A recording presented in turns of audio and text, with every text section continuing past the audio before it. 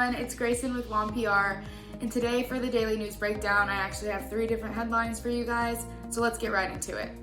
So first up, we have statements from different NBA players on what it's like living in Orlando during these times, seeing that the remainder of their season will be continued in Orlando at Walt Disney World.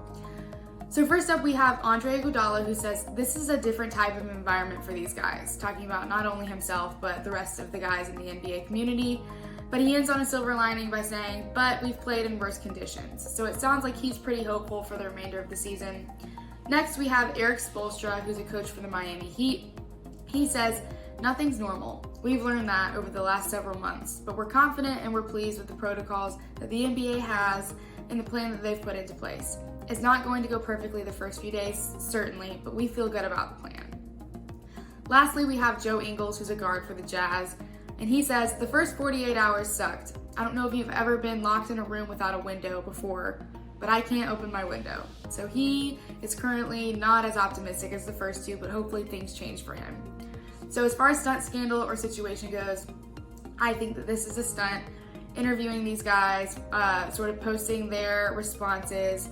People are obviously curious about what's going on in Orlando because it's not the normal.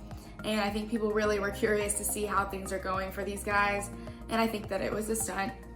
So next we have Washington Spirit's Andi Sullivan and how she recently obtained an injury 2 days ago on July 12th.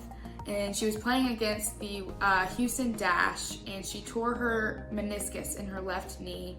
And anyone who knows injuries knows that that's a pretty serious injury. She'll actually be out 3 to 6 months. So hopefully during that time, she makes a speedy recovery and can get right back into the game. I think this is a situation, I don't think she meant to tear her meniscus. I think this was something that just happened, a freak accident. But because she's an athlete, a professional athlete, things that she does in her life are picked up by the media, and this just happens to be one of them. So I think that this is the situation. Lastly, we have the Washington Redskins and how they're officially changing their name as well as their logo. They announced that on Monday. Now, if you've been following us for the past few weeks, we've been covering them and sort of the battle between them and the public on changing their name, but they're officially saying that they're going to do it, and they're trying to find something that incorporates tradition from their past as well as progressing forward without offending anyone else. So I think that this was a stunt. I think this has been a battle for a long time, and officially changing their name and their logo was not only meant to appease the public, but I think honestly move forward with how they handle things internally moving forward.